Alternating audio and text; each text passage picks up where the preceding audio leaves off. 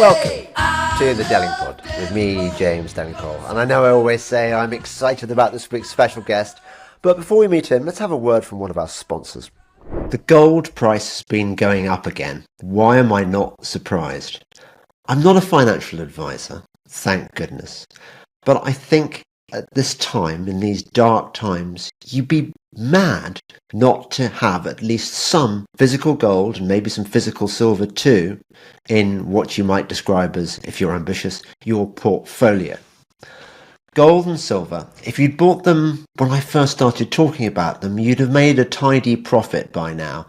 And if you'd bought them in the form of coins of sovereigns and you're a UK citizen, you wouldn't even have to pay capital gains on your profits because they count as legal tender, as I had to explain to my bemused accountant the other day. The place to go for physical gold and silver, you don't want paper gold and paper silver, the place to go is the Pure Gold Company. They will either deliver your coins or your bars to your door, direct to your doorstep, or they will store them for you in their vaults in London or in Zurich in Switzerland. You can also have gold as part of your pension. And if you want to sell it quickly, they will do so for you very quickly. So that's the Pure Gold Company. And you will find the hyperlink to their website at the bottom of this podcast because I'm part of their affiliate program. I'm not pushing their product because I think it's dodgy. I own gold, I own silver, and in the form of bullion, I think you'd be mad not to have them. I don't know where it's quite difficult storing them at home. I tend to go for the vault option. But yeah, if you've got a good hiding place, why not? Especially when it all kicks off and you're going to need something tradable to buy your potatoes and rice. Anyway, go to the Pure Gold Company using the affiliate link, hyperlink at the bottom of this podcast. Welcome to the Delingpod. Etienne de la... How do you say it? Boetie? Boetie. You see, squared. Boetie squared. Mm-hmm. Is that how you say your name? Boetie squared. Yeah, so the original Etienne de la Boetie was a French political philosopher. He wrote in the 16th century. Right. And he was really the first one to catalog the little tricks and the techniques that rulers used, not just to get obedience, but to get fealty and adoration and God save the Queen and all hail the chief. And so I'm doing his work in the modern age. And so I took his name, but I use the exponent, the numeral 2 after it.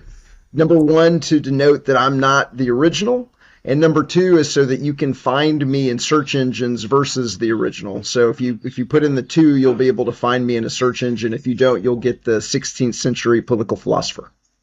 That makes a lot of sense. Can I just say, I'm really, really envious of the... You're obviously somewhere hot. In fact, you told me you're in Mexico. And I love all your chickens and things in the background. Yes, they're going off every couple of seconds, and some of them are less than 10 feet away every now and then. They'll just pop in. So I apologize for any extraneous noise. So you're a sort of refugee from the horror of America. Is that right? You fled to Mexico. No, I'm still living in America, but I came down to Mexico. I was a speaker at the People's Reset Conference in Morelia, and then some friends of mine were getting married in Acapulco, and they invited me down. They rented a big house in February, and so we've been here with some friends ever since. And then in March, I'm going on to Prospera, which is a free private city on the island of Roatan off the coast of Mexico. Off the coast of Honduras. We're dodging the winter, and I wanted to see, Prospera, which is really it's a free private city that negotiated a sovereignty with the government of Honduras. They've got a 50-year kind of lease where they all of their own laws, and they've got the lowest tax rate and the lowest business regulations in the hemisphere. And so I've wanted to see that, and so we're headed there in March to check out what is essentially, a free private city. That sounds fantastic. I mean, it sounds like a target for the feds, for the dark overlords of the world. I mean, they wouldn't want an experiment like that to be successful, would they? Well, the government of Honduras definitely doesn't want to see it successful, and so the government of Honduras and all the communist governments around it have essentially, or have ganged up and are trying everything in their power to get rid of Prospera, from engineering Supreme Court decisions in Honduras to other chicanery. But their tax rate is somewhere around 5%, and so if you're failing at a tax rate of an effective tax rate of over 50%, and there's a example of freedom and prosperity at a tax rate of 5% right next to you, you can see why the governments of the region are not interested in having liberty succeed on their doorstep. Yeah, well, I imagine that it's very attractive to kind of digital nomads and people like that. And I mean, if I were a kind of a millionaire or a billionaire with a sort of libertarian, well, voluntarist tendencies, I'd be going there like a shot. I mean, has it got lots of people going like that?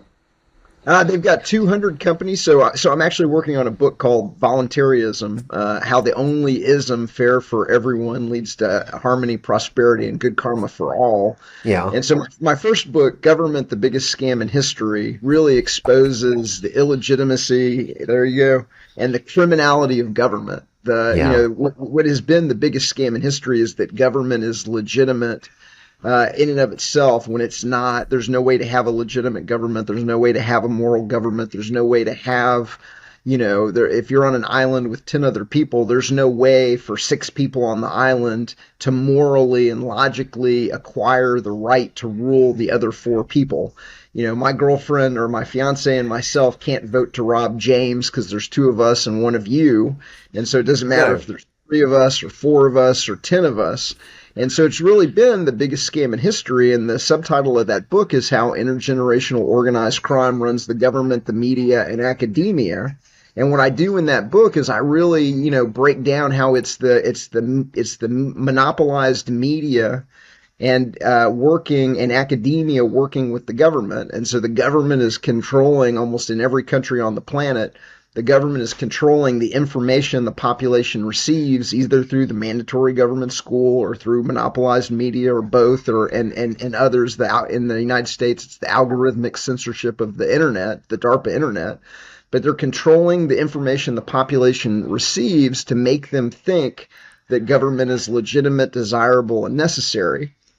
And so in the book, in the first book, I did a great job of exposing the biggest scam in history, the illegitimacy and the criminality of government, and how the playbook that all the governments are running, almost the exact same playbook. You're going to give them a mandatory government school. There's going to be a youth program for the kids, where the kids get put into a uniform, the single form, which is an engineered conformity. They're going to they're going to control the movies and the television to make the government always the hero. Double James Bond saving the world, in the Bond series, or Tom Cruise saving the world as the CIA in Mission Impossible.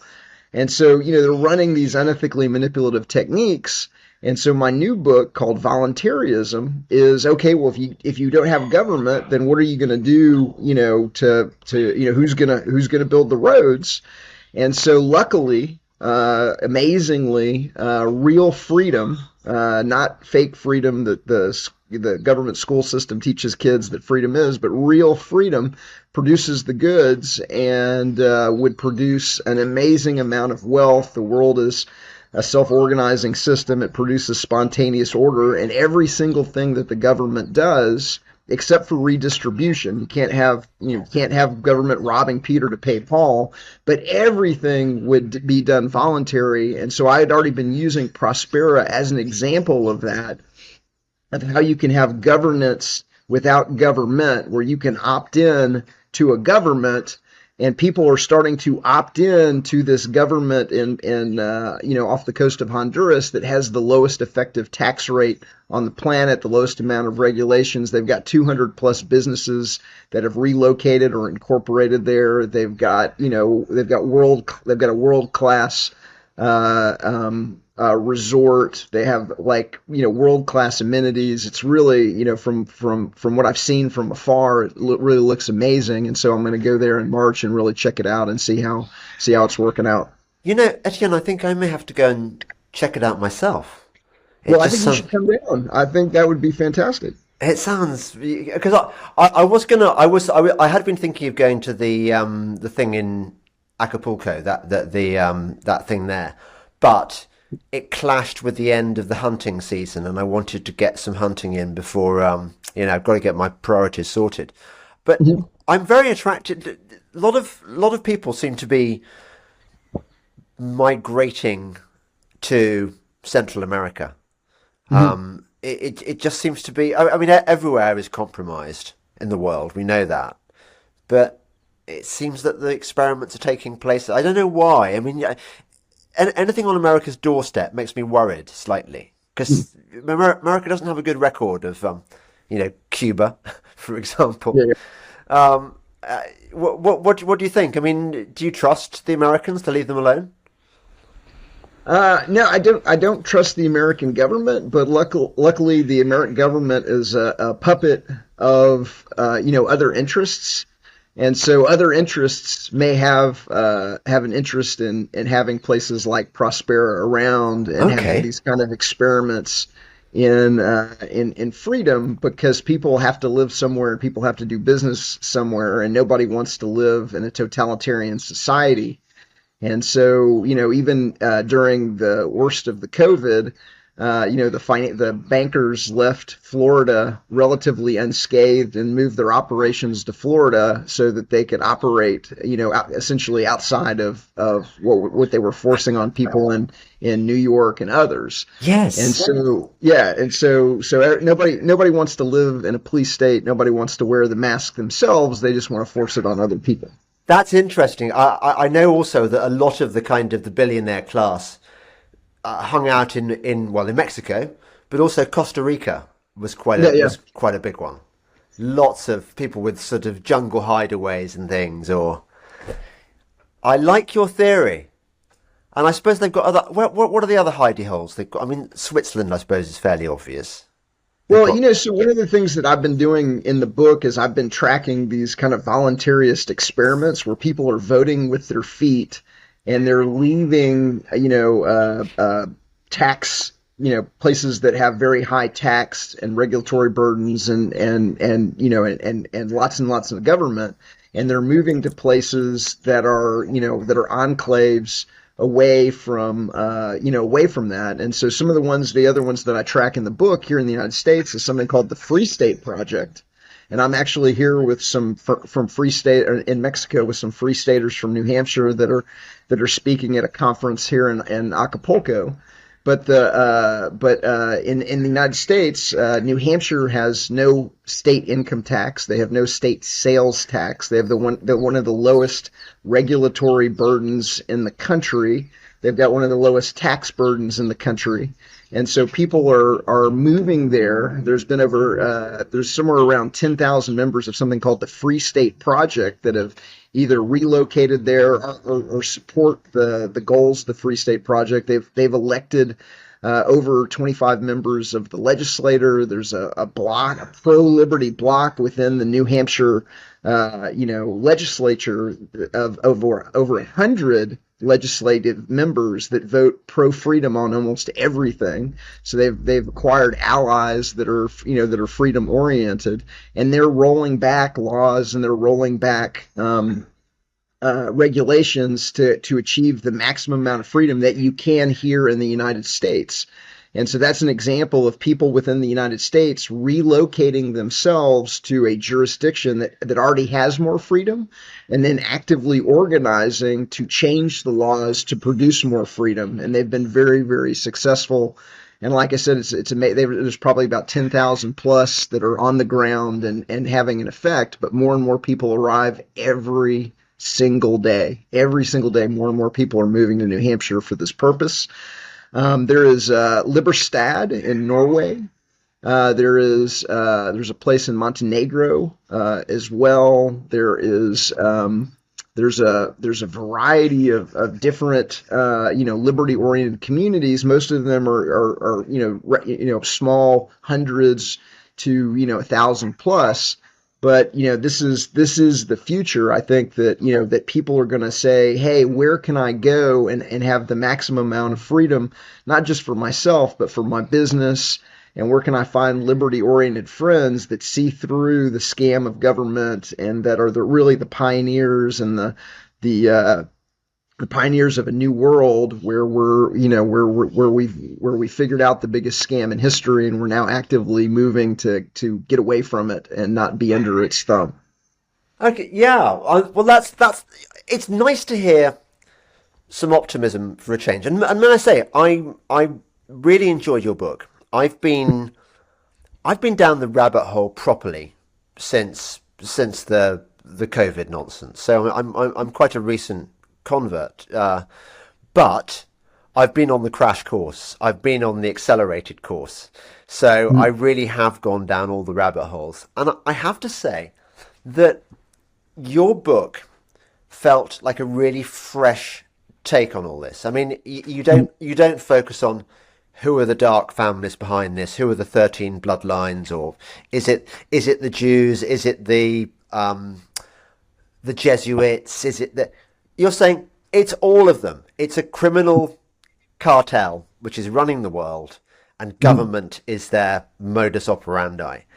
And you make a very persuasive case. I mean, it clearly is. Tell me when, because you presumably would have been, like any other American, a victim of the brainwashing process. You had your schooling. You were told all the stuff at school, that government was your friend, checks and balances, and the Constitution, and this. When did you realize that it was all horseshit? Like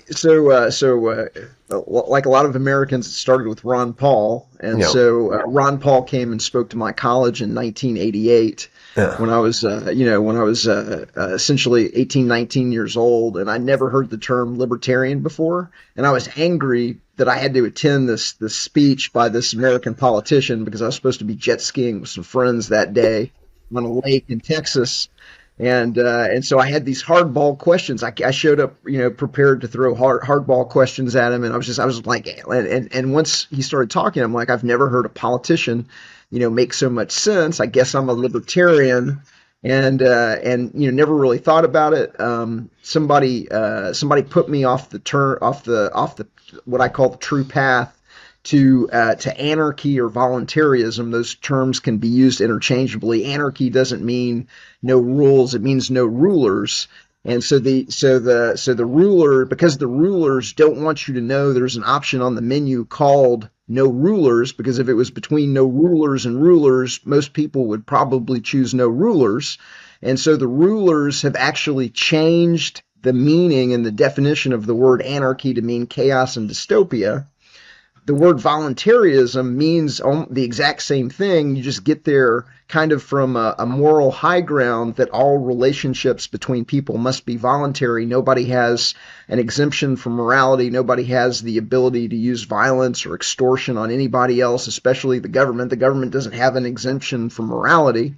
And so that term gets you to the same place as, anarchy or narco-capitalism or others. But unlike the word anarchy, which has all of this baggage that has been foisted on it by the mass media and the monopolized media and the control of the dictionary that I break down in the book, it gives you kind of a greenfield opportunity. People are like, oh, voluntarism, what's that? Oh, well, it's the idea that the world's a self-organizing place. It produces spontaneous order, and everything the government does would be done better, faster, and cheaper by the free market and nonprofits and genuine charities and insurance companies and other things, and that you don't really need government. And people are like, oh, okay, that sounds good. I'm not for extortion or violence, and so I'm trying to one of the things that I'm known for is popularizing the term voluntarism and trying to get the old anarcho-capitalists and peaceful anarchists to rebrand themselves as voluntarism, which then, makes it a lot easier to explain how the market does everything that government does versus having to unpack all the baggage around the word anarchy. But to answer your question, sorry to cut you off. So I became a libertarian. And then I worked at one of the big four think tanks in Washington, D.C. I was a researcher, and I really learned at that. I participated in a program that really, educated me on the free market, on how the free market produces a level of wealth that lifts all of the boats, and the kind of the impossibility of socialism and communism in the long term, because eventually as Margaret Thatcher famously said, socialism's great until you run out of other people's money. Yeah. And so that knowledge of the economics led me ultimately to a gentleman by the name of Larkin Rose, who, if you haven't had, I would recommend as a guest on your show, who wrote a book called The Most Dangerous Superstition. And if you had any idea whatsoever that government could be legitimate or was legitimate in any way, shape, or form, Larkin Rose's book, The Most Dangerous Superstition, will absolutely destroy that. And so after that, I became a voluntarist and began really trying to explain it to people in ways that they can understand by making it an easy to read picture book. So that book that you have is really designed to wake up your friends and your family and your colleagues to, to accelerate their learning. In a previous life, I used to be a productivity consultant for Fortune 500 companies. I understand how people learn. Most people are visual learners. And so a lot of the visualizations in the book are designed to really take people from 0 to 60 in a very, very powerful way, and to wake them up and to get them to that moment of insight where they're like, oh, I never understood that was going on. One of the examples that I use a lot is, there's a media ownership chart in there. And like, if you didn't know, if you tried to explain to your friends and your family that there were 6 monopoly media corporations running hundreds and hundreds and hundreds and hundreds of subsidiaries to give everybody the illusion that there's all these different media, options, out there. But really, they all roll up. They may or may not believe you, but once you see that visualization, people are like, oh my God, there's 6 monopoly media companies running hundreds and hundreds of subsidiaries to give everybody the illusion that there's all these different media sources in society. And they come to that deeper understanding because they saw it with their own eyes. And so what I do in the book is I'm using visualization to make things that were invisible to the population now visible through visualization. So what's a productivity consultant? So I used to be a kind of world class for Fortune, 25, 50, 100, Fortune 500 companies.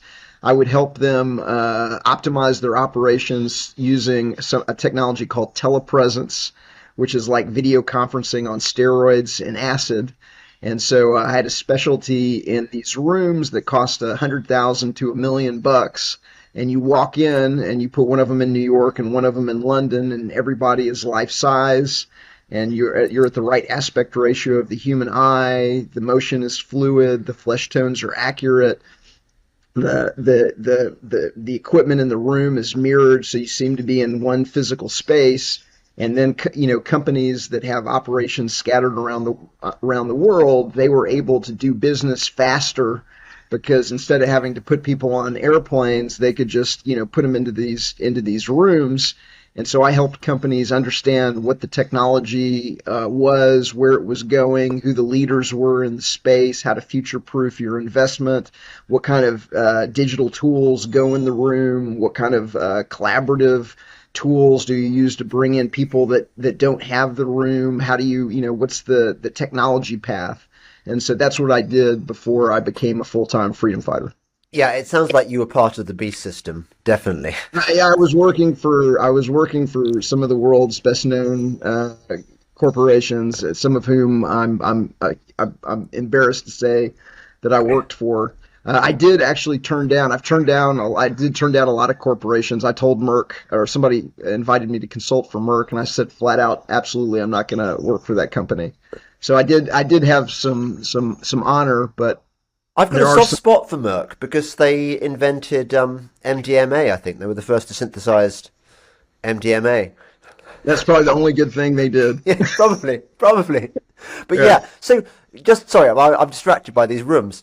You mean these rooms that cost like $1 million? They're like, it's like a conference suite, but you have a different one in a different state or a different part of the world, and you all imagine you're in the same room. Is that it? Yeah, it seems like you're in the same room. So they might have a video wall 4 feet by 16 feet across, and the camera is it directly at eye level.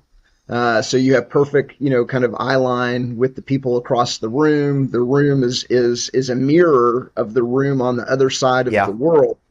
And so when you're at the right aspect ratio of the human eye kind of like will, it gets tricked into thinking that you're in the same physical space, even Yeah. though people on the other side of the world are, thousands and thousands of miles away. When somebody talks from the left, the audio comes from the left. When somebody talks from the right, the audio comes from the right. And most people don't know that these exist because they're on the executive level of Fortune 500 companies. But back in the day, there were that there and to this day there's thousands of these rooms around the world, and you walk in and you seem like you're in the same kind of physical Wow. space. So that's going to kill business travel.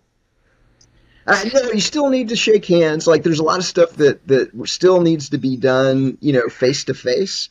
Yeah. But there's there's an amazing amount of work that can be done, in collaborative environments, or just a really good video conferencing room with an interactive whiteboard where you're able to, whiteboard interactively and do everything that you would be able to do in a physical space with your colleagues around the world. And then the fact that you're in that like focused environment brings everybody's attention to the meeting. So But it does sound dangerously close to that horrible metaverse that they're trying to sort of cattle prod us into, aren't they? They want us to live correct. Yeah. virtually. The wearing the helmet on your head, immersed in a digital, of a digital cornucopia of video crack is the goal of this organized crime system, to have the population, just amusing themselves to death on video crack in as realistic as an environment as that they can produce. Now, you just made me think of Bertrand Russell, and you Mhm. quote Bertrand Russell in your book. I hope I can find the page. But I remember growing up, you get these names fired at you. There are these names of people that you're supposed to know about, and they're cited as people of significance whose words you should respect. And you're never told why. You just wait. Bertrand Russell, he was a peace campaigner, but he was a great intellectual and stuff. Mhm. And then I saw this. Where is the Bertrand Russell quote? Whether No, you it's can. the only quote that's in there 3 times. Right. Through diet, injection, and injunction, we will essentially create a race of slaves that will never revolt. And so he said, through diet, injection, and injunction. Injection is vaccination. Yeah. Diet is what they're feeding us and the food supply. And injunction is schooling. And so, I like the subtitle of the book is how intergenerational organized crime runs the government, the media, and academia. And so, injunction is, they're controlling the information that people receive to trick them into thinking government is legitimate when it is not. And they're also using diet and injection. So one of the things that I break down in the book is how that. So if I was just to sum it up for your audience, it's the bankers at the top. The bankers create money out of thin air using a process called fractional reserve banking, where when you go to a bank to get a loan, a commercial loan, a car loan, a mortgage, they're not loaning you to other depositors' money. They tickle the ivories on the keyboard and they create digital dollars or digital pounds out of thin air. And then you spend the rest of your life paying off a loan that was created out of thin air that makes the bank, ridiculous profits. Now that process is inflationary, and that process steals the value out of everybody else's money. And so it's benefiting a small group of people at the expense of everybody else in society. If it wasn't for this crooked monetary system that we all live under, my dollar and your pound sterling would be buying more and more every single year, and the entire society would be getting wealthier and richer every single year as innovations and productivity improvements like the ones we just talked about reduce the cost of producing the luxuries and the necessities of life.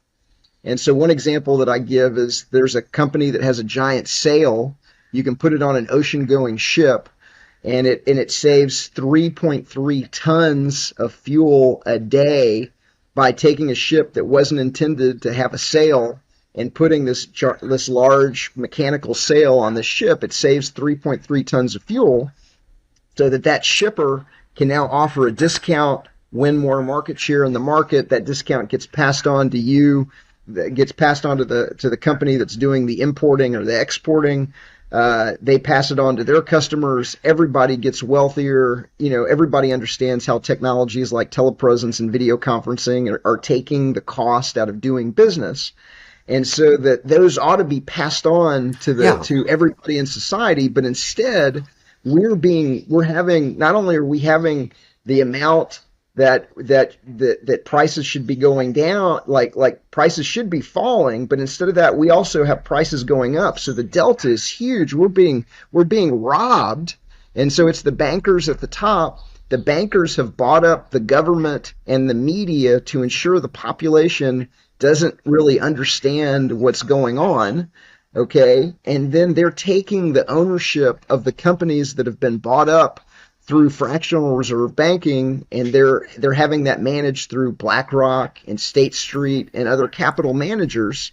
And then they're taking the CEOs of the corporations and the media companies that have been bought up, and they're organizing them in organizations like the World Economic Forum and the Council on Foreign Relations and the Bilderberg Group. And these are the front organizations that allow them to get the C-level executives and the gophers, the high-level, people that are running this system.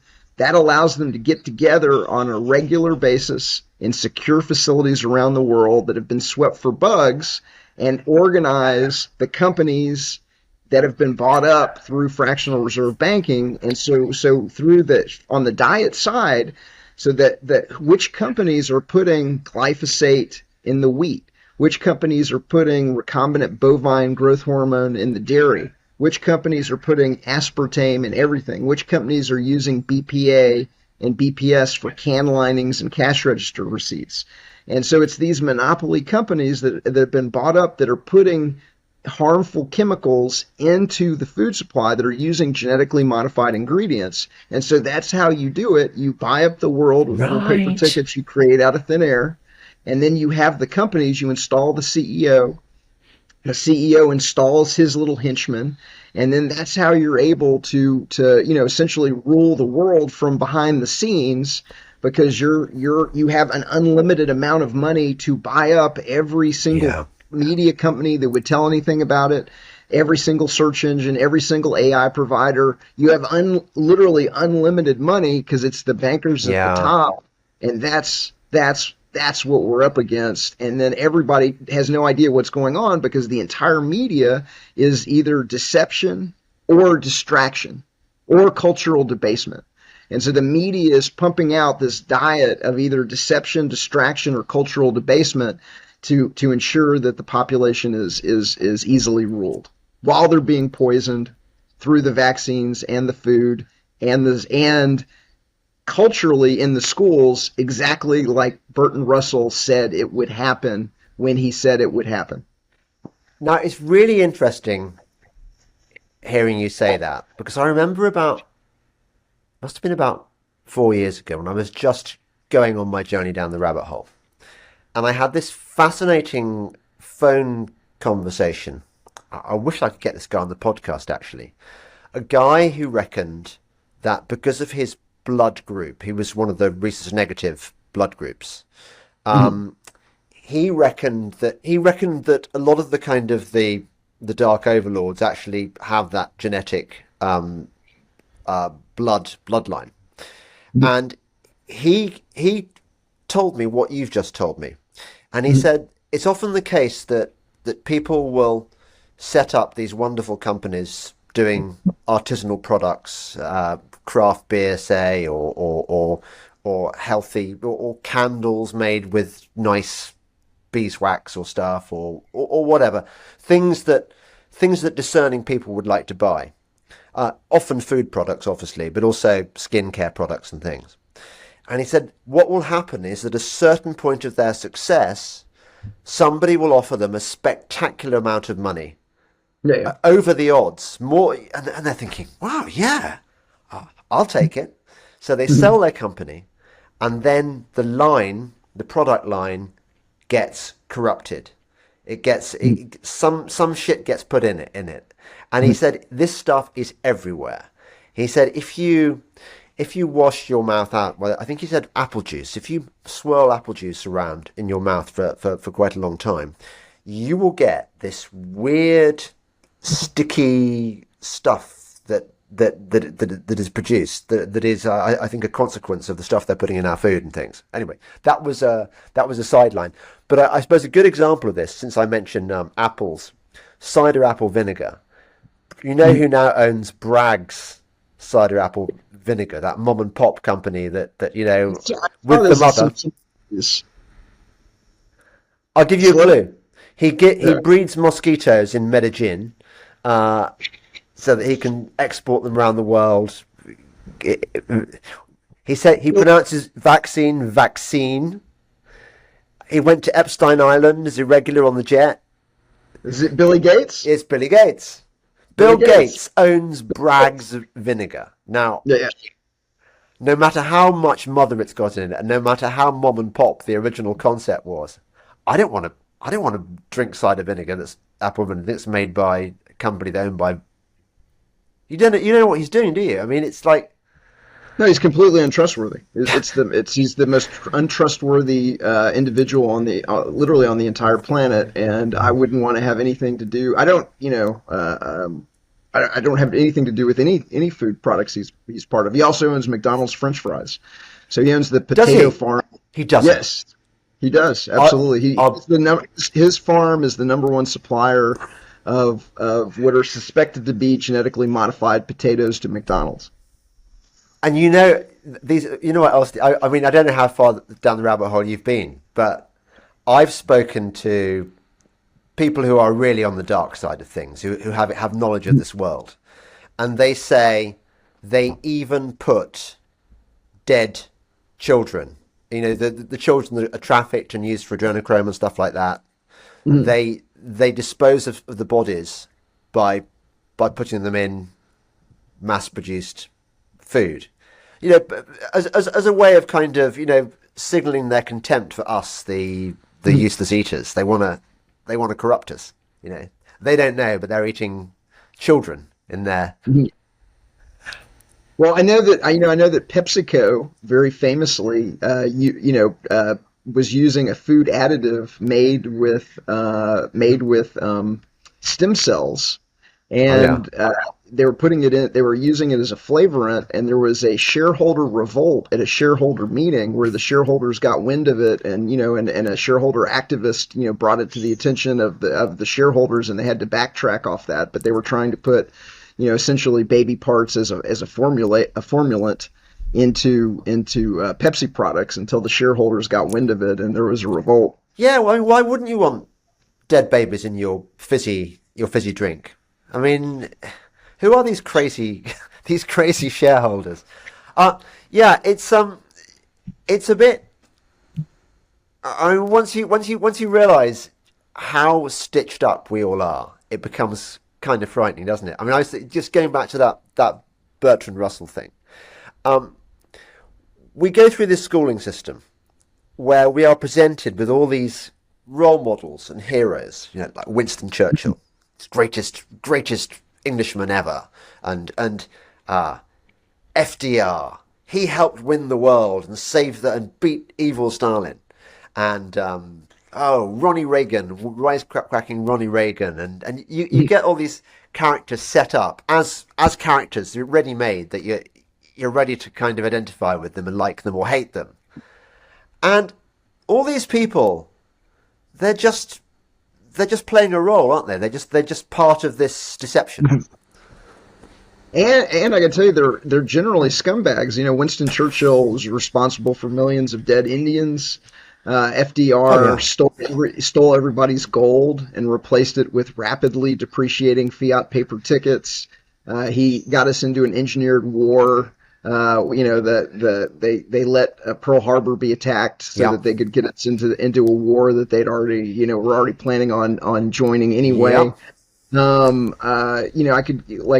could go down the line but these are the deities of the state religion. And so one of the things that my book, Government, the Biggest Scam in History, Exposed, breaks down is they're sliding the population, the belief in government as a religion, but they're not calling it a religion. And so they're using all of the tricks and the techniques of an unethically manipulated religion or a cult to get people to invest themselves in having a government and in the mythology of the government. And so in the mythology in the United Kingdom, Winston Churchill is one of the popes of the religion in the United States. FDR was one of the popes of the religion. But the flag is the indoctrinated holy symbol. You go to the church school where the teacher is the priest, and the priest teaches you the common prayer. In the United States, it's the Pledge of Allegiance is the common prayer. You sing the hymns of the Star Spangled Banner and the national anthem. In the UK, I'm sure it's God Save the Queen, and other, things like that. Those are the hymns of the religion. They will take you to Mecca, Washington, D.C. in the United States when you're a middle schooler, kind of when you're around 13 years old, very impressionable. And they'll take you into the Capitol building that looks like the Vatican. It is a dead ringer for the Vatican for a reason. Everything is oversized, so you feel small and insignificant. Yeah. And then they'll take you into the temples along the Potomac. And the temples are literally, Greek Roman temples. And then you see the deities of Abraham Lincoln and Thomas Jefferson. And the obelisk. What's that called, the obelisk thing? That's the Washington Monument. Yeah, well, they call it that, but it's not, is it? It's basically a monument to the Egyptian deities. Right. They tell you all kinds of things that, like, what's going on in the background is very different than what's presented to the people in the mandatory government school. But what they're doing is they're indoctrinating you into this religion. And when you're in the Lincoln Memorial or you're in the Thomas Jefferson Memorial, it's very hushed. Yeah, and it's huge. The Lincoln Memorial, it's enormous. Yeah. It's enormous. So you feel small and undersized, and it's designed to bring you into this religion. And then the media is and there's other things. The judges wear vestments, robes, and you pay your tithe, your taxes is like a tithe, and the military goes on crusades but the media, the other thing that my book really, breaks down and exposes is the media comes along and they're weaving the indoctrinated holy symbol, the flag. They're weaving the flag. They're product placing the flag at moments of high positive emotion in the movies and in the television shows. And there's been over 1,000 movies and 1,000 television shows that we know of that have received Department of Defense or intelligence agency assistance. So they're providing military bases as sets or backdrops. They're providing, helicopters and jets and everything that you see on TV. Yes. And in exchange, they have complete script control. And in a lot of cases, they're rewriting history to be able to weave in these product placements of the flag I've got the book is backed up by a 64 gigabyte flash drive, and on that flash drive, we've actually got a short video that shows it shows 469 product placements of the flag in just 12 Michael Bay movies.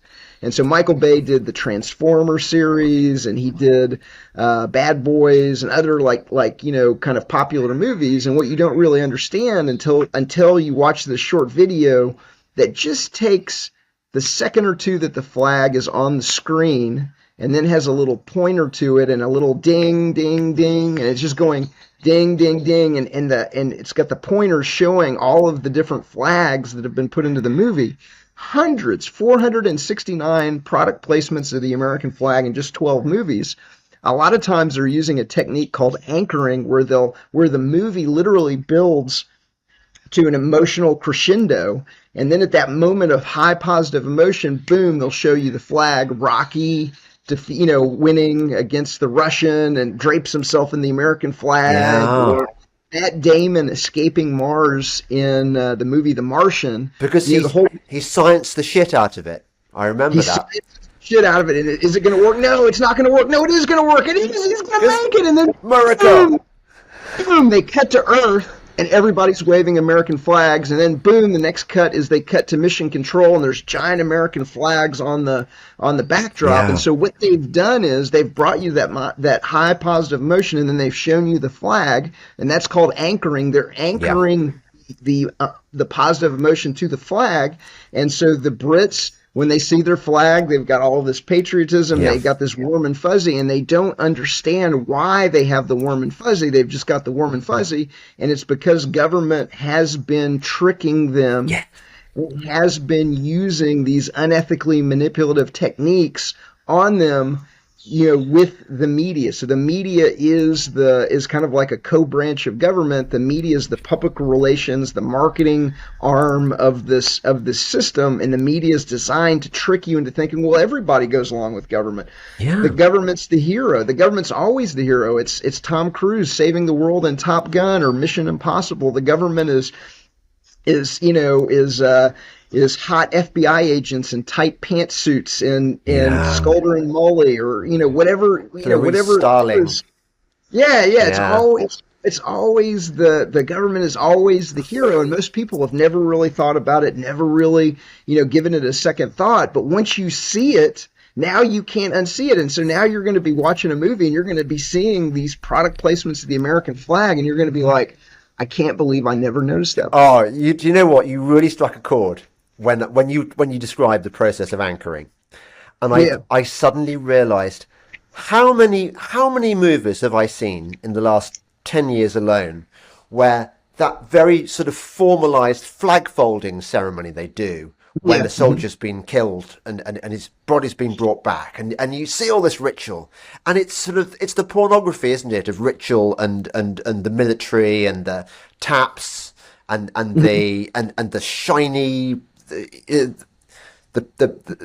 sort of the Marine service dress and all this stuff. It's all designed to instill this very high emotion in you. And you're right. You're meant to love the flag. They're tricking the population into associating the memory of their deceased with the flag and with the government, even when, especially in the military, the majority of the time it is generally the policies of the government that have resulted in the death of the guy that is now the family is being tricked into this system. It was the policies of that government that killed him, and now they're at his funeral. They're weaving unethically manipulatively, right? They're tricking the family into now associating their beloved deceased with the flag in like one last trick on the way out the door. You have completely put me off, not just the US flag, but I'm afraid the Union flag as well. I'm never going to look at the Union Jack, the Union flag again and feel a stirring of patriotic pride, because I know it's all horseshit. It's all manipulation. completely indoctrinated. It's 100%. So, and one of the other things they're doing here in the United States is they're weaving it into the stadium sports. And so, before a football game or a hockey game, well, a lot of people don't know this. The government was caught paying to have that done. And a couple of years ago, I don't know what it is now, they were spending $53 million a year paying the sports teams, paying the NFL and paying the individual teams to incorporate the flag worship, which is another kind of anchoring, right? Because everybody's you're at a football game, you're outdoors, you're having a good time, you've had a couple of beers, you're in a great mood, and so boom, we're going to show you the flag. We're going to have the flyover with the Jets, and it's going to be, and so we're going to anchor the good time of the game to the flag. Another thing they do is in the United States, in the NBA, the National Basketball Association, they've put the flag on the backboard of the goal so that you subconsciously associate the exhilaration of the goal with the flag. And they put them on the players' helmets in the NFL. They've got the American flag on the players' helmets where the players are forbidden to take it off. The players cannot remove the flag. It's in their contract that they can't take the flag off the helmet.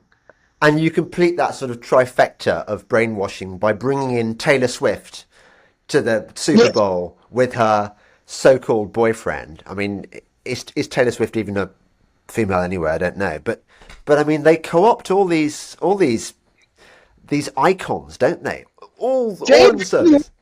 James, even more so now. So if you go back to the Super Bowl halftime show that we just had, right? Yeah.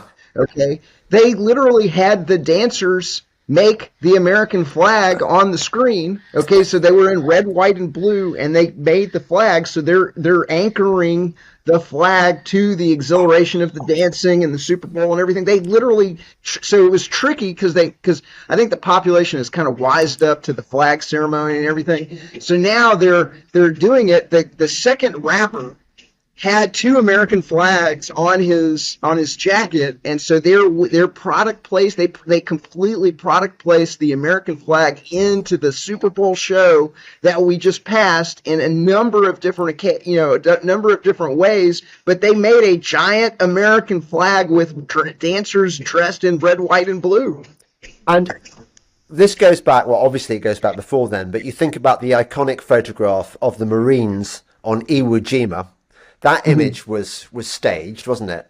And then you had a flag doing something very similar in that fake assassination on Trump, where the angle, they had the flag. God chose him to survive the assassin's bullet, and there's an American flag in the background, and isn't it great? So I have a Substack at artofliberty.substack.com, and one of my most popular articles in that Substack is 23 reasons to suspect that was a real event, and I break down 23 reasons that point to the entire Trump assassination being staged. I bet that made you popular, because I tell you what, when I've written about this, I get jumped on by people who, I get that the world is a conspiracy against us, but Trump is our guy. He's great. How dare you? How dare you say? It's a religion. They're religiously faithful. A lot of them are wearing, like if you go to a Trump rally, they're wearing the iconography of the religion. They're wearing the flag of the system that is robbing and tax farming them. They're actually wearing it. They're wearing it on their, you've heard the thing, you wear your religion on your sleeve. They're wearing it on their sleeves. They're religiously, they've been suckered. So it's cult indoctrination, and they are part of, they've been indoctrinated into the cult. And a lot of what I'm doing is we have to do large scale cult deprogramming. And so, one of the reasons that I am such an optimist is because that my book has had such an effect. People have taken down their flags, and people have oh, I didn't get it. And then they get it, and then they're out. And so I call that, one of the things that we're doing, at the Art of Liberty Foundation, which is my foundation that supports my work and the book and everything like that, is that we're getting people to drop the religion in what we call the one-way revolution. And so nobody likes to get fooled. Nobody likes to get chumped. And most people they've never understood that the government is using these unethically manipulative tricks and techniques on them. But once you realize that there's no getting around it. They're weaving these flags into moments of high positive emotion. They're product placing them into the Super Bowl. They're running tricks in game, right? And so there's no denying it. And once you get somebody to see it, then it's impossible for them to unsee. And then a lot of them are out. And then when they're out, that's it. That's the one-way revolution. They're not going back. Nobody goes back to okay, the Nigerian prince got me. I'm not going to get, most people aren't going to, fall for a romance scam or an email, once they get, they realize that they've been chumped and suckered, they don't go get chumped and suckered again. And so it really is a one-way, like what we're doing is very important work, because it is producing this one-way revolution where people now understand how the magician does the trick. And once you understand how the magician does the trick, you can't get fooled by the trick again. I love the idea of Trump being a Nigerian prince who's got a large sum of money in his bank, and if only you give your details so that they can. How many have you been to schools or colleges with this message? So a lot of people are using the book as a homeschool curriculum. So the book has been the best-selling book in almost 24 Liberty conferences and events. And so almost every place that we go, it's the absolute best-selling book, and we sell out of books almost every single place that we go. Yeah. We're now trying to get it into bookstores, but I have multiple people that have come and told me that they're using it as part of their homeschool curriculum to explain to their kids the tricks that the government is doing, so that their kids don't fall for it. And so I do have that going on. Just looking at you, Etienne, whatever your real name is. Can you tell me your real name, or do you prefer being under a pseudonym? It's Howard. Howard. Yeah, it's Howard. I have to say, Etienne de la Boetie is more glamorous. It makes you look like one of the old bloodline families, and here you are revealing their secrets. But yeah, Howard, I can just imagine you that in a parallel world, you enlisted, and you probably ended up joining special forces and then getting killed in action.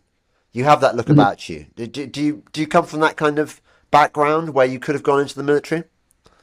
Yeah. So they had me hook, line, and sinker. I was a Cub Scout. I was a Boy Scout. I was as well.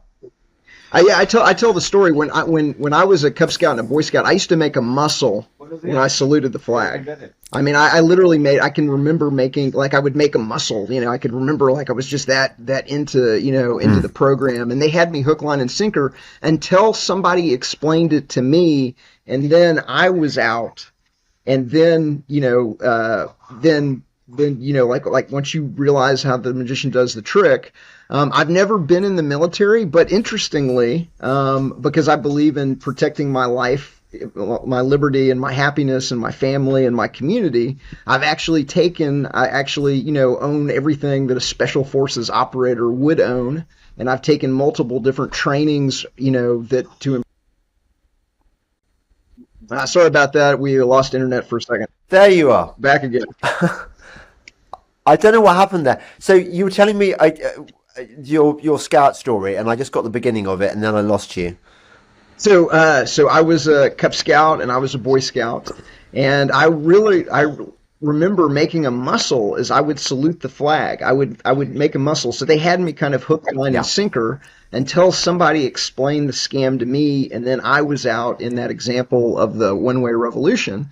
And then the other thing I was saying is while I've never been in the military, I own, because I want to help protect my friends, my family, and my community, I actually own everything a special forces operator would need to fight in a combat situation, and I've taken multiple trainings to improve my capabilities as a gunfighter, to be an effective gunfighter in a modern warfare situation. And so, I've done it all privately, and there's a lot of other people in the world that, especially here in the United States, that have had the exact same kind of training to be able to protect their community from, let's say, an organized crime government trying to steal their life, liberty, and property. Yeah, I mean, I like that. I would like to go down with the smell of cordite in my nostrils, which also has an anesthetic effect, I believe. And it's better than just kind of dying unarmed. But of course, the state has the monopoly of, or almost the monopoly. They've got all the heavy weaponry, haven't they? I mean, you've only got small arms, whereas they've got helicopters with miniguns on them and things. But I'll tell you this. So I actually believe I'm very much of an optimist. And I think it's impossible to hide this information in the information age. And so I believe that knowledge of government's illegitimacy and criminality is ultimately going to spread virally throughout the planet. Like, there's no way of hiding it, and it does produce this one-way revolution, and nobody likes to get tricked. And so when the military figures out how they've been played, and how they've been chumped, just like I was, I fell for it hook, line, and sinker too. I'm not better than anybody else. I'm just saying, like somebody had to, I learned it from somebody, and I had to, go through the trauma of realizing I'd been tricked and everything. But once the military finds out how they've been tricked and duped and injected with the vaccines and a lot of other, unethically manipulative techniques that they use in basic training here in the United States, once they figure that out, they've got all the guns, they've got all the tanks, and they've got all the planes, and they're going to be going for the government. And so that would be so good. Yeah, I'm very, very optimistic. I mean, we're going to win this thing in the end, and it's going to be glorious, and we're going to have freedom and liberty on this planet. And everybody's going to be wealthy again, and it's going to be fantastic. We've just got to get this parasitical organized crime system, off our back before we can really flourish and thrive like we were intended to do. I just can't see the transitional period as being very, very clean or peaceful. No, it's not. I mean, and I'll tell you, the other thing is, so because it's been organized crime running things, they've looted the country. And some of that is coming out with Doge, and some of that's now kind of coming out with. Yeah, USAID. My goodness.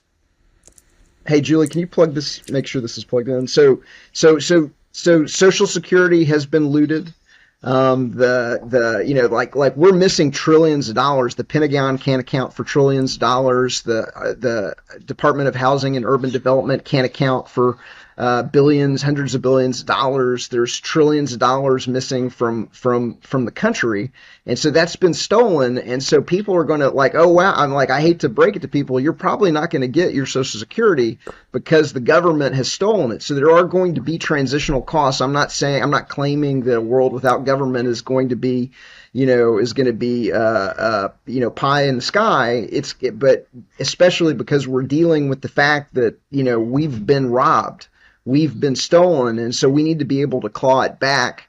And I've got some ideas of how to do that that'll be coming out soon. I think the Secret Service could help us. Oh, okay. Yeah, I mean, I think people are going to be very upset when they discover that all that money they spent on NASA, that NASA hasn't even got into space because space is fake and gay. Yeah. And the Elon Musk's rockets, they're just like they're like a man who's had too many beers and he's got brewer's droop. I mean, they just keep failing, don't they? Hey, James, can you hear me? I can, yes. I've just got a message on the machine saying it wants you to refresh. I did. I refreshed. Oh, good. Okay. So Mexico, right. Some guy comes and literally pulls a fuse out of the fuse box. I didn't realize what he was doing. And then once he did that, I went and it took down the internet, and so we had to took down the power, and so we had to relocate. And so now I'm in the room of the Airbnb where I don't have as good lighting. So I apologize, but that's what happened. No, that's a shame. But actually, before I forget, I noticed something about you. Mm-hmm. You wear sunglasses, don't you? No, You not haven't usually. been down the sunglasses rabbit hole. No, I don't The usually wear thing sunglasses. is, because I could see that you've got sunglasses, you've got panda eyes, slightly. Hmm. Have you Occasionally not? I wear them, but not frequently. Oh, okay. I know that I know I'm teaching. yeah, that it's good to get natural light into your eye. Yeah, yeah.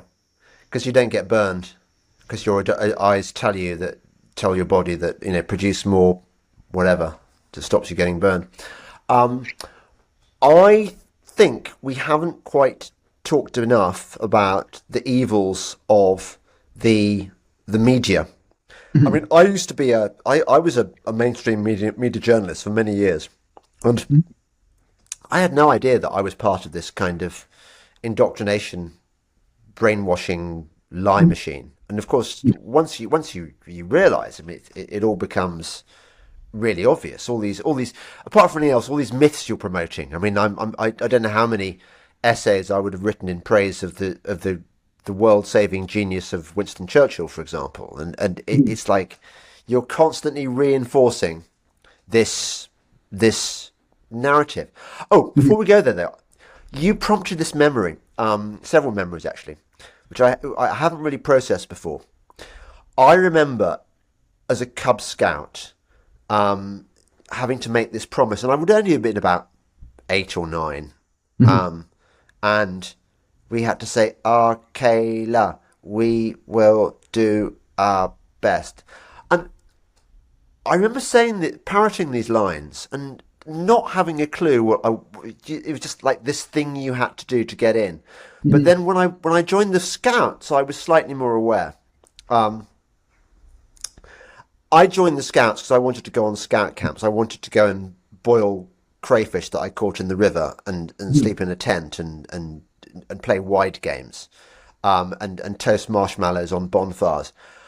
I remember never really being in, which is odd because I used to be a bit of a kind of I was a military buff and stuff, but I Mhm. remember never really being slightly repelled actually by this stuff, by the saluting and the. I wonder whether it was just kind of an early instinct that led me to where I am today. That I could sense that something was not quite right. That we were Mhm. being made to parrot these phrases, and and I quite like the Queen. I quite liked history and stuff, but I was never. I don't know. So what you're describing is some more of these unethically manipulative techniques that are used on kids, and the system needs it needs cult members willing to tithe, okay, to pay their tithe, but it also needs enforcers, and so the Cub Scouts, the Explorers, the Boy Scouts. In the United States, we've got something called the Junior Reserve Officer Training Corps. We've got something called the Young Marines. We have other programs, police explorers, military explorers. And so they're going to take the kids and they're going to begin giving them awards. So they're going to give you how to be they call it citizenship in the nation, citizenship in the Yeah, world. They give you a book and you learn how to follow orders and your duty and everything like that. yeah, And then they give you an award, a Cub Scout adventure loop that goes on your belt, or a Boy Scout merit badge that goes on your sash of merit badges. And so they begin giving the kids awards, but also they begin getting them into the uniform. And so uniform means single form. It's a kind of engineered conformity. You're compacted into a group dynamic. They're going to segment you away from the rest of the population at scout camps and ultimately to military bases and things like that. They're going to yeah, ultimately in the JROTC and in the ROTC, they're going to shave your head, which is another, you're being compacted into this group dynamic. You're going to be part of your branch of the military. You're going to learn your history, more kind of group dynamics, and then they're going to teach you how to kill. And so the Cub Scouts and Boy Scouts and the Explorers and the Young Marines and the JROTC and the ROTC and the police and the military training ultimately produces something called an order follower. And an order follower is someone who is willing to set their morality aside and use violence on peaceful people for the religion, for the cult. Yes. And so whether that is, enforcing victimless crimes here in the United States, the police are going to use violence on peaceful people to collect the taxes and to arrest people for victimless crimes, or the military, they're going to go wherever they're told and murder whoever they're instructed to murder. It takes taking somebody and putting them through this unethically manipulative system until you get an order follower that pops out on the other side. The vaccines have a lot to do with that. The autism of the vaccines has a lot to do to produce these order followers. And here in the United States, now the Cub Scouts and the Boy Scouts are essentially all autistic kids that the parents put them in these scout things because no other kids will play with them, kind of a thing. And so it's a diabolical system for sure. Yeah. But that's what is produced on the other side, is something called an order follower. Yes. And I was reading you on we'll come to the media in a second, but I was reading on education, and I was thinking things that one takes for granted, like the bell that signals the beginning of the end of your class. And I thought, well, you've got to find a way of signaling to the children in the corridors and stuff that class is about to begin. But you pointed out it's kind of like Pavlovian programming, isn't it? It is. So the school system, it has a number. They're also using a number of unethically manipulative techniques to engineer obedience and conformity to the government. And the reason I use the nom de plume is because when I first wrote the book 7 years ago, my kids were in the government school system, and I originally wrote the book for my kids because I saw the schools using these unethically manipulative techniques on my kids, and I wanted my kids to understand, how the system works. So that's why I originally wrote the book. I used the nom de plume because I was divorced at the time, and my ex-wife had them in the government school system. I would never have had them in the government school system. I'd rather my kids be uneducated than be educated by the state. Only a fool lets their enemy educate their kids. That's a Malcolm X quote. Only a fool would let their enemy educate their kids. And so I would not have had them in there, but because they were in there, I didn't want them to get heat for what Dad was doing, exposing the unethically manipulative techniques of the school system. So that's why I write under the pen name. But some of the other techniques and some of the ones they were using on my kids, they were using public shaming. In the United States, and I'm sure in the UK, they have these red, yellow, green troublemaker boards where they have all of the kids' names in red in the green section of the board. And then if a kid talks, then they take him and they publicly shame him by moving it into the yellow part of the board. If he talks again, it goes into the red, and then he's really a bad kid. And then they may publicly shame him further by putting him at a special table in the lunchroom where all the other kids are eating with their friends. He has to sit in kind of, this public shaming table where he may be the only kid at the table in the middle of everybody else being, shamed. And so what they're doing is that any kid that talks back, any kid that isn't going along with the engineered obedience and engineered conformity and the program is going to be publicly shamed. They were also using collective punishment on the kids. And so collective punishment is they had a red, yellow, green troll. And I went into my kid's school to have lunch with my kid one day, and I'm looking on the table, and they've got this flip chart that has a red card, a yellow card, and a green card, and all the kids at the table were in green, okay? But if one kid talks or talks too loud or does something that the monitor doesn't like, then she goes and she flips the card to yellow. And then if the table keeps talking or the kid keeps talking, they flip it to red, and everybody at the table gets punished. and that's called collective punishment, and that's illegal under the Geneva Convention, but they were using it on the kids in my school. And so some of the other techniques that are, that most parents don't really realize, but, you have to, like if you're in the government school system, you have to ask permission from a government employee to use the bathroom. You're not allowed to leave without the government's permission. The government can come and they can search your kids at any time for any reason that they want. They can go through your kids' bags. They can go through your kids' lockers. There's no, privacy policy. And so like all of these things produce, very obedient. So when you look at the totality of the experience of the government school system, it produces obedient slaves that semi-willingly turn over, a portion of their money tithe. They tithe to the government semi-willingly until they realize what's been done to their kids, and then they get ticked. That's the reason the government enforces the vaccines and injects your kids full of mercury and aluminum and polysorbate 80 and all the other negative things that are in the vaccine schedule. That's why they introduce police officers into the schools and what's called a DARE program in the United States, where the kids are indoctrinated to the legitimacy of the police, even though I would argue it's not legitimate at all to have a monopoly, but armed force that has rights that you don't have, that gets to arrest peaceful people for things that aren't really crimes.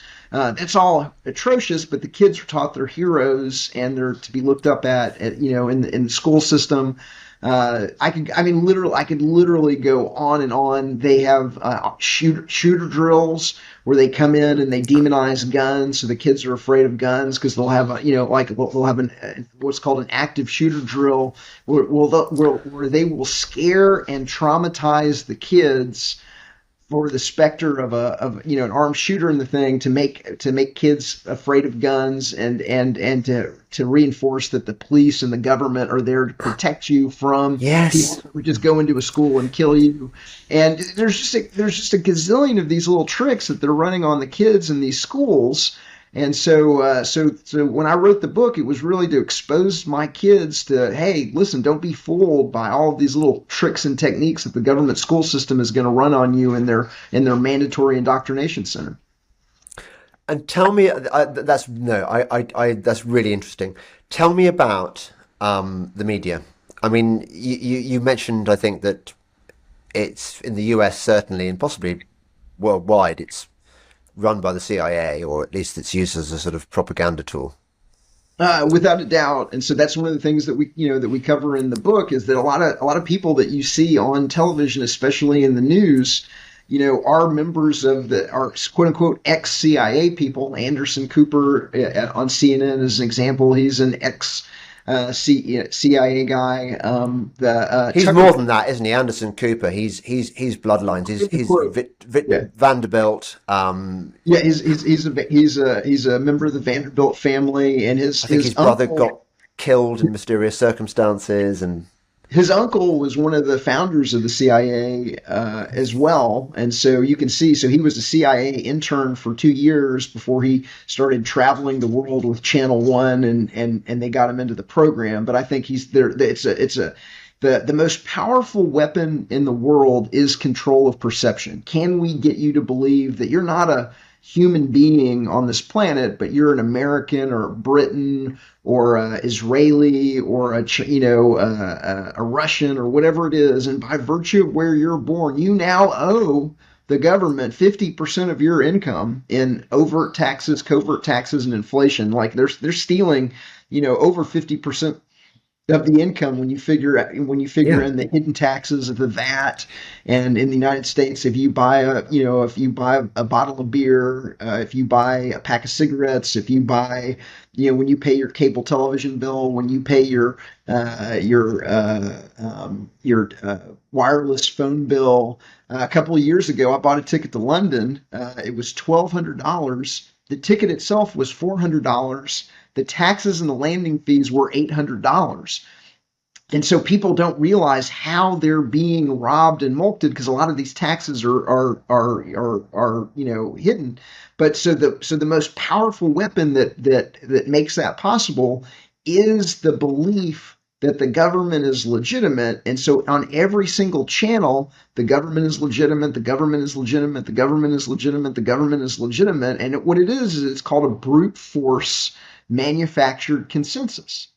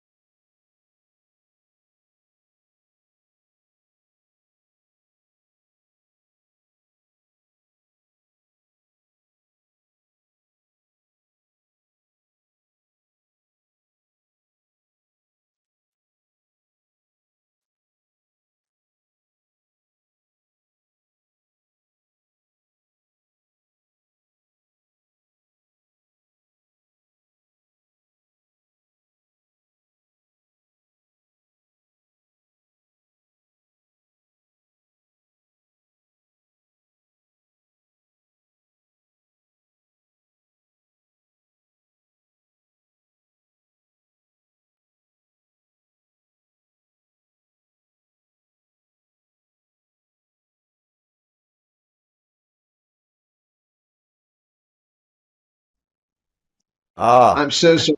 Mexico. yeah. I have to say, you're not being a very good advert for digital being a digital nomad in Mexico. You'd soon have the digital thing cut off, and you'd um yeah. So I think you were talking about the media and so Yeah. And it's in the UK, for example. Well, I remember when I was a journalist that one of the things that used to really puzzle me was why the newspapers I worked for gave so much attention to politicians. I mean, they fetishized them. The front page stories were almost always about something the government had said that they were going to do, some policy announcement, or something that a politician had said. And there was a diary, a parliamentary diary, where one of the best writers on the paper sort of wrote about the parliamentary proceedings as theatre, and created this cast of characters that so that you were supposed to get to know these peoples and their traits and their quirks, and see them as people in whose lives you should be interested. And I remember at the time thinking, I don't give a fuck about these people. What? Why should I care? But it's interesting. I asked the question to myself, but I never really answered it. So it's interesting having your book explain to me finally what I suspected was wrong, but you've explained to me what is wrong. That we're just being conditioned continually into thinking that politicians matter, that the process is democratic, that this is. And another thing I remember, I'm sorry to bore you with my memories, but that I remember first studying politics at school, And I mean, this was I was actually quite old then. I was like 16 or 17 because I did I don't know. I remember listening to this stuff and being of that age where you go, yeah, all right, if this is the deal, this is what my teacher's telling me about shit, I guess it must be the case. They get you with all this kind of stuff. They throw it at you, don't you, when you're not equipped to process it and question it. Mhm. No, I mean, part of it, that's the unethically manipulative nature, is they're engaged in this brute force manufactured consensus where they've got six monopoly media companies running Yeah. hundreds and hundreds and hundreds of subsidiaries to give everybody the illusion that there's all these different, information sources in society. And on every single channel, people are seeing, government is legitimate, government is legitimate, government is Yeah. legitimate. And at the same time, they're brain damaging the population with mercury and aluminum and vaccines and glyphosated wheat and atrazine and BPA, BPS and the can linings and all of the stuff. Sorry, I knew about the till receipts that if you touch them with wet fingers, you're going to get poisoned. But Mhm. they also line what canned food is lined with this BPA. Canned food is lined with BPA generally. And Almost the what does that do majority. to you? Well, it's a gender bender to begin with, but it Okay. also just creates an environmental burden on the system, and so it's like part of it is an overall poisoning, and so the main kind of poisons are glyphosate that they're spraying on wheat and Yeah. on oat products. It's atrazine, which is also the gender bender that makes the frogs gay. Yeah. It's BPA, BPS. It's recombinant bovine growth hormone in dairy. A lot of dairy products, especially fast food dairy products. So like most people are finding that it's been removed from the stuff that's in the supermarket, and you'll see RBGH free on milk and on cheese products. But a lot of the monopoly food corporations, they're not making the same decision when you go to a fast food restaurant. You're going to be getting recombinant bovine growth hormone in your dairy. You're going to be getting aspartame in almost every kind of sweet that you can imagine. You're going to be getting stevia. You're going to be getting Yeah. Stevia sterilizes you, doesn't it? yeah, it's got a negative reproductive, because it's eugenicist at the top. Hmm. And so one of the other things I'm known for is something called solving COVID, the COVID-19 eugenics vaccine drug scam timeline, where I spent 6 months and broke down who are really, who's really behind the COVID. But at the top of the food chain here in the United States, a lot of the billionaires that left their fortunes to eugenics, the Rockefeller family, the Carnegie family, they were eugenicists. They believed that the human population was weeds, and the best way to get rid of them is either to make abortion cheap and easy and widely accessible or free, or murder the population. And so I believe that the COVID was a eugenics program that targeted reproductive health and targeted the elderly to keep Social Security and the pension systems from collapsing, and from for a variety of other reasons. But that was a eugenics operation, and I've got that in an investigation at solvingcovid.org, where I've got 600 plus endnotes. And if you've ever wondered who's really behind the COVID, you can go to solvingcovid.org and find out. Right. Oh, well, thank you for doing that. I'll have to have a read. I'll probably get rather depressed by it. So I could talk to you for hours, Howard. You're really interesting and clued up.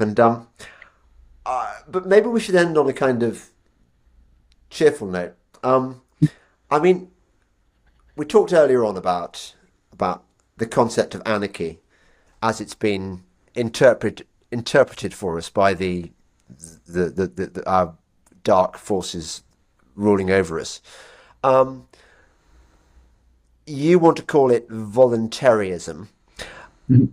How the thing we've been trained to do is see anarchy as a oh, you're an anarchist, are you? Try living in Somalia. This is what they used to say in the sort of the Black Hawk Down era, when Somalia was the very type of the kind of chaotic country you wouldn't want to live in. I don't know what the equivalent would be now, but Right. you want to live in, I don't know, Syria or somewhere. But people, even sort of awake people, have in their head the idea that you kind of need a sort of law enforcement system. You need the structures of state in order to protect you from the bad people. Maybe you can outline a bit how your theory works, that we don't need any of that stuff. Well, sure, but I want to start out with, first of all, Somalia and Syria. Those are not examples of anarchy. They're actually examples of something called anocracy, which is multiple factions fighting over control of the government. The Somalia had a government. There were Good. factions fighting over the control. So that's not anarchy. It's called anocracy. And so the idea behind one of the ideas behind voluntarism is really an understanding of kind of economics, that because there is a market, everybody wants to be safe and secure in their homes. Everybody wants to be safe from invasion from foreign governments. Everybody wants a lot of the services that the government provides. Really, if you think about it, a lot of what the government does is they're a provider of services, whether that services the mail, delivering first class mail here in the United States, whether that services the FAA controlling planes. And there's no reason why the free market can't provide all of the legitimate non-redistributive services that the government provides better, faster, and cheaper. And one of the things that I'm breaking down in the book is every chapter has something called voluntarism in action. A lot of people don't realize this, but there's voluntarism is going on all around them. And so, as an example, Canada, which has the second largest air traffic control system in the world, privatized it over a decade ago, and planes are not falling out of the sky in Canada. Federal Express, UPS, Amazon probably would be willing to deliver first class mail if the government didn't have a gun to their head prohibiting them from doing that. We had a conference in Sedona a while back, where Sedona had bought pickleball courts, and they'd spent $1.5 million on 8 pickleball courts, where there's a guy in Memphis, Tennessee that runs almost the exact same thing. He's got more pickleball courts. He did it for free without the extortion of the state. He charges $5 to play all day. It's cheaper if you buy monthly or annually. He's providing the exact same service to the community and he lets you play for free if you can't afford it. And so he's literally providing the exact same thing, but at a tiny fraction of the cost, and it's cooler and it's better.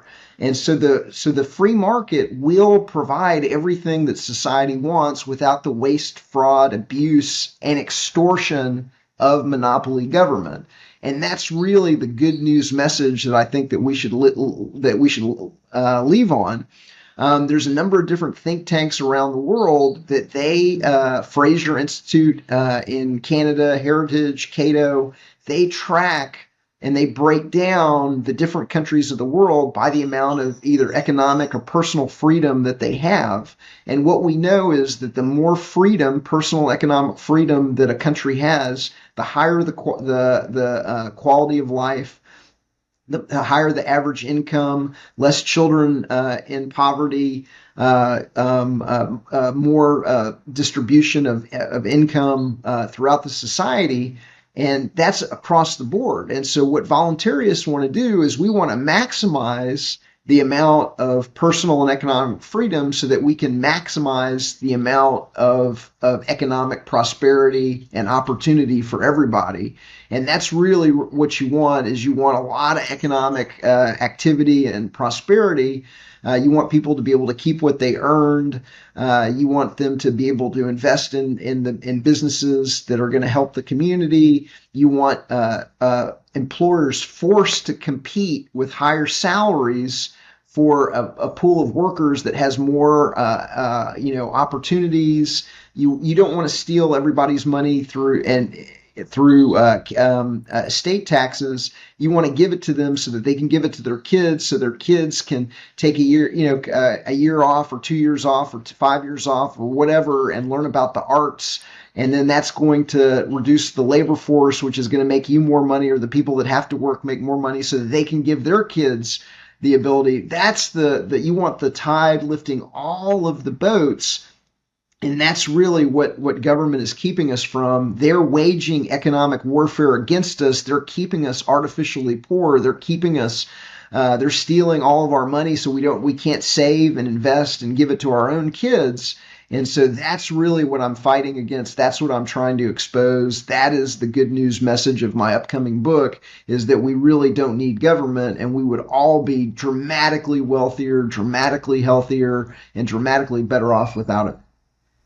I get the good news bit, but we haven't answered the tricky question about what you do with the bad people.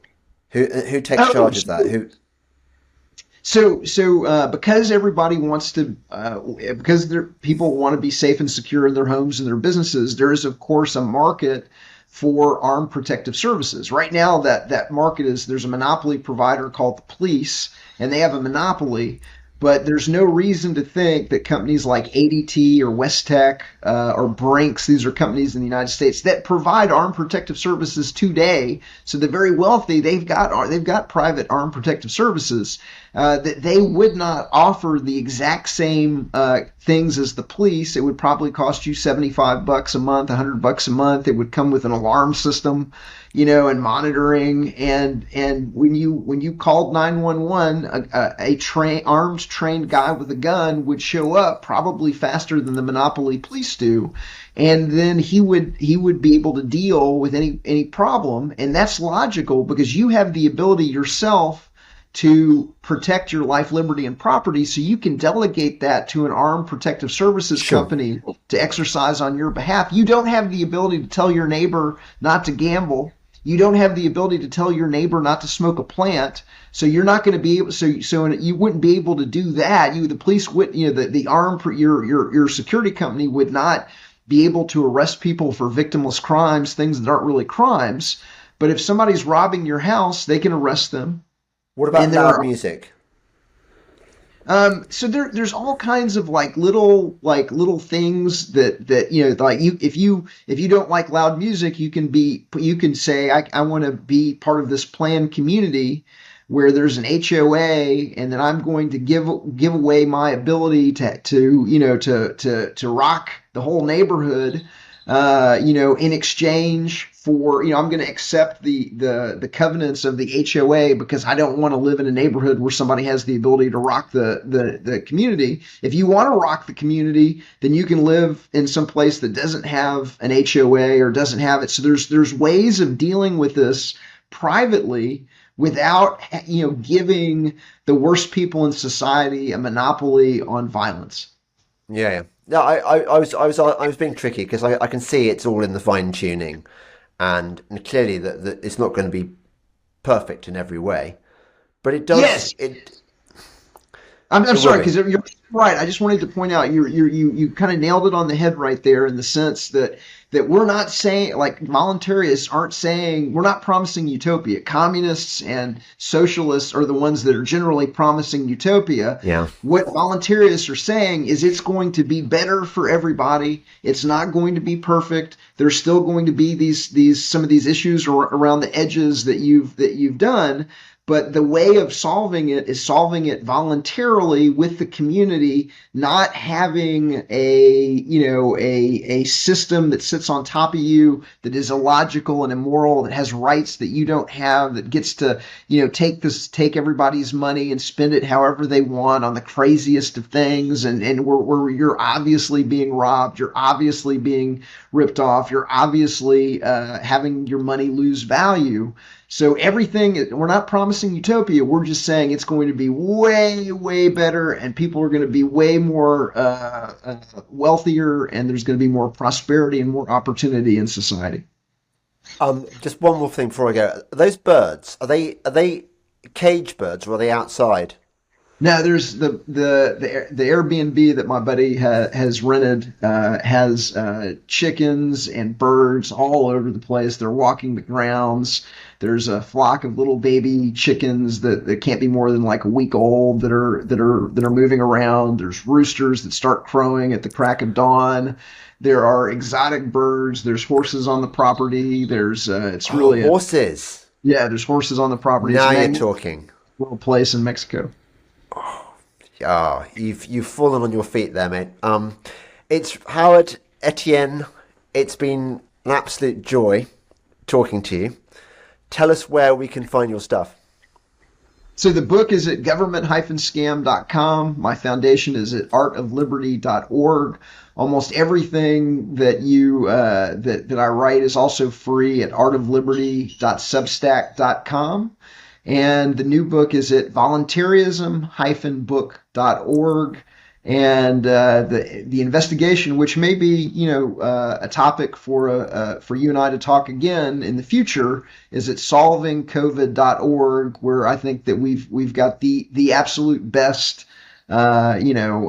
investigation into who was really behind the COVID, how the magician was able to pull the trick, how they're able to use the media, control of perception, to trick the population into thinking there was a pandemic, to get people to put a harmful shot in their arm that ended up killing 20 million people conservatively and causing reproductive harm in tens of millions, if not more, if not hundreds of millions of women around the world.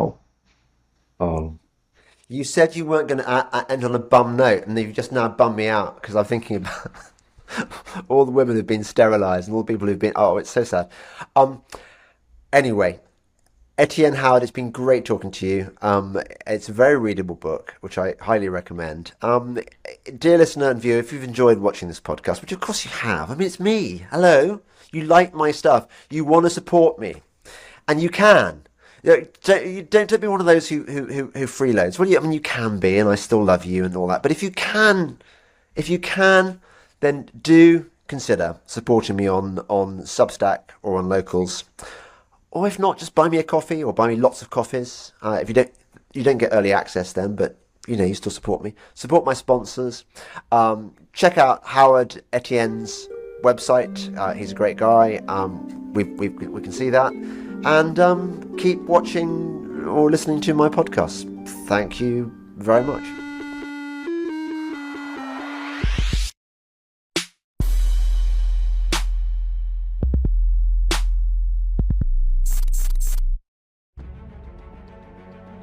Global warming is a massive con. There is no evidence whatsoever that man-made climate change is a problem, that it's going to kill us, that we need to amend our lifestyle in order to deal with it. It's a non-existent problem. But how do you explain this stuff to your normie friends? Well, I've just brought out the revised edition of my 2012 classic book, Watermelons, which captures the story of how some really nasty people decided to invent the global warming scare in order to fleece you, to take away your freedoms, to take away your land.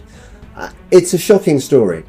I wrote it, as I say, in 2011 actually. The first edition came out, and it's a snapshot of a particular era, the era when the people behind the climate change scam got caught red-handed, tinkering with the data, torturing till it screamed, in a scandal that I helped christen ClimateGate.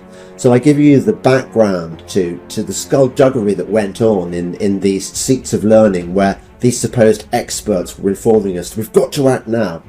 I rumbled their scam. I then asked the question, okay, if it is a scam, who's doing this? And why? It's a good story. I've kept the original book pretty much as is, but I've written 2 new chapters, one at the beginning and one at the end, explaining how it's even worse than we thought. I think it still stands up. I think it's a good read. Obviously I'm biased, but I'd recommend it. You can buy it from jamesdelingpole.co.uk /shop Well, you'll probably find that just go to my website and look for it, jamesdelingpole.co.uk, and I hope it helps keep you informed and gives you the material you need to bring round all those people who are still persuaded that, oh, it's a disaster, we must amend our ways and appease the gods, appease Mother Gaia. No, we don't. It's a scam.